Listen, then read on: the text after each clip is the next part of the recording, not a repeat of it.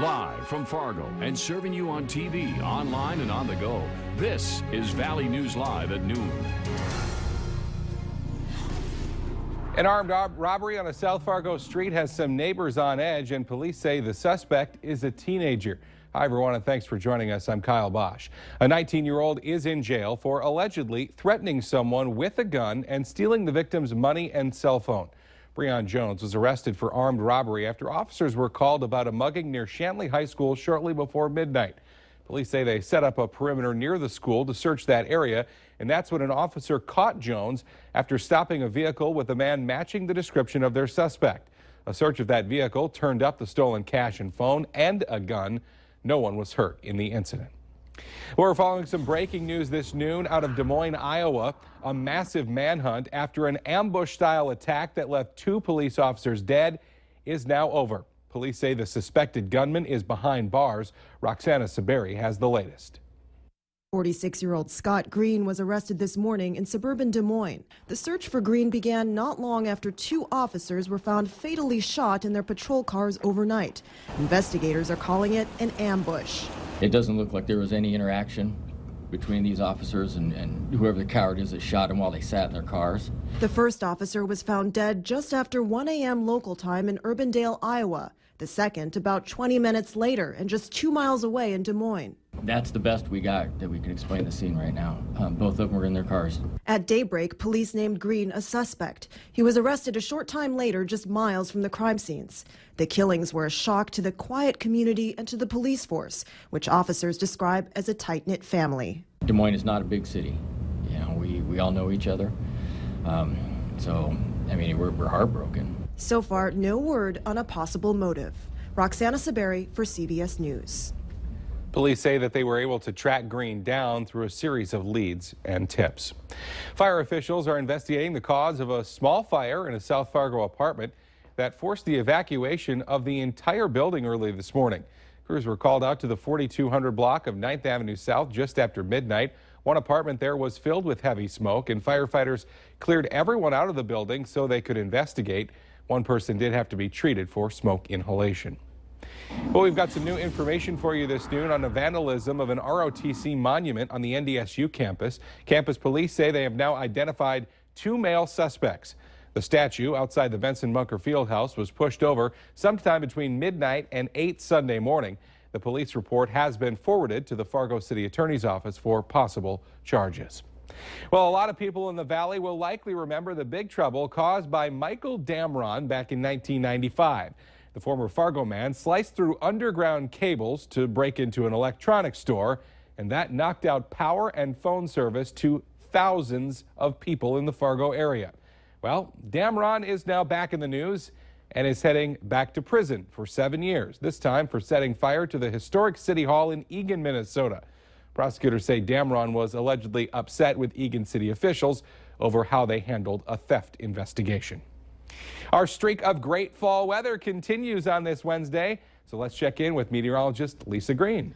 Good afternoon. Yeah, we're looking at some decent temperatures for the afternoon hours. We'll be warming into the 50s in a lot of places. But first, we have to kick these clouds and these little rain showers out of here. If you've been driving around this morning, you may have noticed a couple of raindrops on your windshield, and they're currently trying to fall between Fargo and Detroit Lakes specifically. But there are some lighter rain showers back over toward Bemidji and down toward Wadena. That's moving to the east. Behind that, we've got sunshine and clearing. And if you're in Fargo, you may notice there's been some blue sky just to the north, other places in the valley enjoying that sun.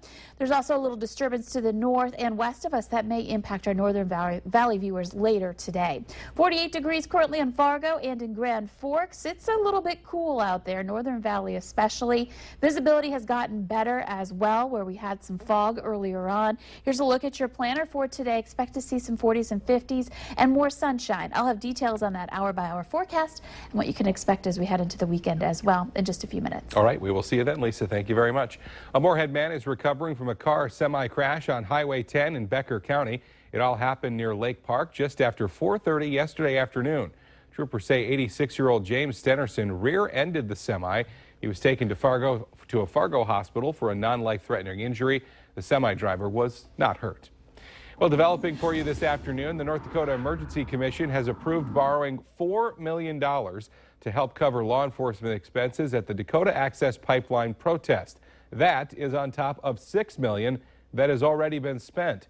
The loans are coming from the Bank of North Dakota. Most of the money will go toward personnel, but some of it will also be used to cover costs related to the use of federal government equipment like Humvees and helicopters. A Minnesota mom says she is still mad about what happened to her daughters on Halloween night when a man in Park Rapids answered the door naked. In an exclusive interview with Valley News Live, she says it all happened around 6:30 Monday night on Riverside Avenue. Before you know it, my daughter and her friend start screaming at my little daughter saying, "Don't go up there, don't go up there, come on, come on, come on." So they came running back and I said, what happened? And my daughter was terrified, my daughter and her friend. They said, "The man answered the door naked, he was naked." Now, Brunner says she did report the incident to police right away. So far, no arrests have been made. Well, in our campaign 2016 coverage this noon, Hillary Clinton is pushing her travel schedule in the last week of campaigning into some states that most Democratic presidential candidates don't normally visit. Meanwhile, Donald Trump is focusing on secret voters in battleground states. Craig Boswell has the latest. Hillary Clinton is planning a big rally in Arizona tonight, a state that hasn't voted for a Democrat since her husband won there in 1996. He moves on to insult all Latinos. Clinton will focus on immigration today and spell out the differences between her and Donald Trump. Her campaign released new television ads aimed at getting Latino voters to the polls. Latinos will go to the polls greater than ever. The Clinton campaign insists the new ads aren't because they're concerned about tight new poll numbers, but Donald Trump's camp is sensing an opening created by the latest turn in Hillary Clinton's email problems. Trump campaigned in Wisconsin Tuesday night and urged voters who have already cast their ballots for Clinton to reconsider.